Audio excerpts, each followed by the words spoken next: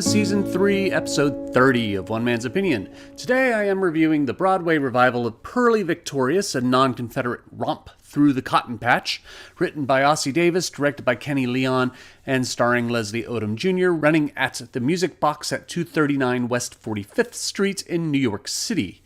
If you're a fan of the show and you want to help support my channel, please consider becoming a patron over on my Patreon page. For as little as $1, you can help me meet expenses such as travel, food, tolls, and parking, and maybe one day help make this my sole occupation, which would be awesome because I'd be doing nothing but creating more content for you.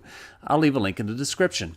If you're not familiar with the late Ossie Davis, you're doing yourself a disservice. He, along with his wife Ruby Dee, were two of the great artists of the stage and screen throughout the 20th century and deserve to be placed right next to actors like Sidney Poitier for bringing attention to more prominent black roles on stage and screen, and their civil rights activism was just as impressive. And Purlie Victorious is one of Davis's great achievements that for a time seemed to have fallen into obscurity. But lucky for us, Purlie Victorious has been revived for the Broadway stage. It's the first time since its original production over 60 years ago. It was adapted into the musical Purlie, which had two runs in the 1970s.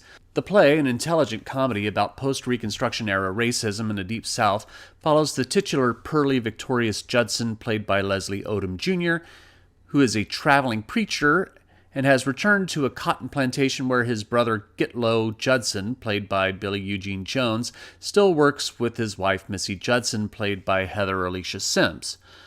Purlie has with him Ludi Belle Gussie Mae Jenkins, played by Cara Young, who he plans on masquerading as his deceased cousin Bee, who was supposed to inherit $500. But the money has been held by old Captain Kochapi, played by J.O. Sanders, the plantation owner whose family once was slave owners of the Judson family, and now keeps them on staff, giving them poverty wages and still not above whipping his employees for not working to his satisfaction, something Purlie has been the recipient of 20 years prior.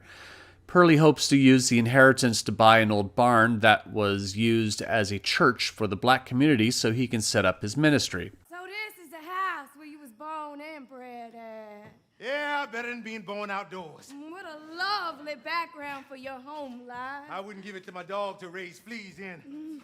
So clean and nice and warm-hearted. First chance I get, I'ma burn the damn thing down. But Reverend Purlie is yours, and that's what counts, like Mia's Emilio said. Come here. You see that big white house perched on top of that hill with them two windows looking right down at us like two eyeballs? That's where old Captain lives. Oh, Captain. Stonewall Jackson Kochapi, he owns this dump, not me. Oh. And that ain't all. Hill and dale, field and farm, truck and tractor, horse and mule, bird and bee and bush and tree and cotton. Cotton by the bowl and by the bale. Every bit of cotton you see in this county, everything and everybody he owns. Everybody? You mean he owns people? Well, look, ain't a man, woman, or child working in this valley ain't in debt to that old bastard, buzzard. And that includes Gitlow and Missy, everybody except me. But folks can't own people no more, Reverend Purlie. Miss Emilio says. You ain't working for Ms. Emilio no more. You're working for me, Purlie Victorious. Freedom is my business. And I say that old man runs this plantation on debt. The longer you work for old Captain Kochapi, the more you owe the commissary. And if you don't pay up, you can't leave. I don't give a damn what Ms. Emilio nor nobody else says. That's slavery. I'm sorry, Reverend Purlie. Don't apologize. Wait till I get my church. Wait till I buy Big Bethel back. Wait till I stand once again in the pulpit of Grandpa Kincaid and call upon my people and talk to my people about old Captain, that miserable son of a... Wait, I say. And we'll see who's gonna dominate this valley, him or me. The comedy of Purlie Victorious heavily plays on the underestimation on old Captain's part of black people in general, since he's a vile racist of a human being and thinks that anyone black is a lower being. There are great scenes where either Gitlow, Purlie, or even old Captain's activist son Charlie Kochapi, played by Noah Robbins, along with their black servant Adela Landy, played by Vanessa Bell Calloway, use degrees of doublespeak to undermine old Captain's operations at the plantation, making him feel placated when they're actually playing out their own objectives.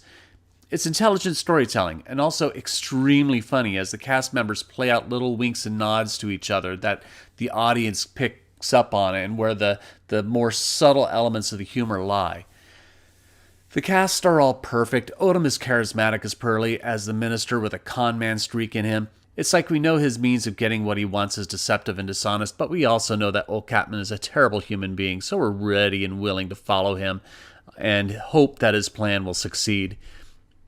Kara Young is amazing, giving an adorably charming performance as Ludi Bell Gussie Mae Jenkins, the starstruck young lady who is very much in love with Purlie and will do anything for him to get what she wants, which is being married to him. Like me, oh, Aunt Missy. Honey, our mom once at the Sunday school picnic, Purlie ate a whole sack of pullets. Oh, I just know there was something just reeks about that man. He puts me in the mind of all the good things I ever had in my life. Picnics, fish fries, corn shuckings, and love feasts, and gospel singings, picking huckleberries, roasting ground peas, quilting bee parties, and barbecues. That certain kind of welcome you can't get nowhere else in all this world. Oh, Aunt Missy, life is so good to us sometimes. Oh, child, being colored can be a lot of fun when ain't nobody looking. Ain't it the truth? I always said I never pass for white, no matter how much they offer me, unless the things I love could pass too. Ain't it the beautiful truth? Maybe the most nuanced performance, though, is Billy Eugene Jones as Gitlow. People may have different interpretations of his performance. Is he an Uncle Tom who has sold out his race in order to receive higher standing and ranking in Old Captain's service? Or is he playing the long game in order to protect the cotton farmers from the brutal racist treatments that Old Captain is known to exact upon the people under his employ? It could arguably be played either way, but for the sake of this being a comedy, I'm inclined to believe that with Jones's performance factored in, that it is the latter.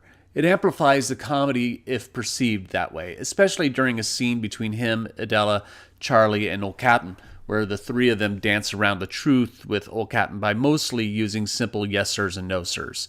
Though Derek McLane's scenic design is pretty simple and practical, as the wooden slatted walls give the sense of an old rickety home that was probably once a servant's quarters for the Judson family that doubles as a storeroom for Old Captain, there is a scene change in the last scene that, when looking at it from a practical sense, is pretty simple, but the dramatic impact of it is superb.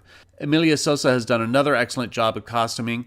The playbill only describes the when of the play being the recent past, and though there are apparently comments on 20th century elements, it feels ambiguous as to exactly when the play is set, and Sosa's costumes present a style that could be from anywhere in the 1880s to the 1920s. It's all very interpretive. That sense of ambiguity as to when the play is set can be seen as a weakness of the narrative, but I kind of like it. It's a bit of a reminder of how constant racism has been, even in a post-Civil War world, and even now nearly 160 years after that war had ended. Though riotously funny and you will laugh and laugh often, Purlie Victorious keeps a firm grip on the reality of racism and its enduring legacy in the South. Yes, people who act reprehensively are fools, and it's a pleasure to mock and satirize them. But it is important to remember how little it takes to revert our society back to the evils of the past. Ossie Davis's work is still relevant, and may we not be so long without this wonderful play again. But I am only one man's opinion, so be sure to leave yours in the comments below. If you'd like to see Purlie Victorious, a non-Confederate romp through the cotton patch, I'll leave a link in the description below where you can get tickets. You can support my channel by becoming a patron on Patreon. A link to that will be in the description as well. You can also support my show by liking, sharing, and subscribing, and click the notification bell to be alerted to future reviews. My next review will be Ivyton Playhouse's production of The Color Purple. Thank you for watching, and I will see you at the theater.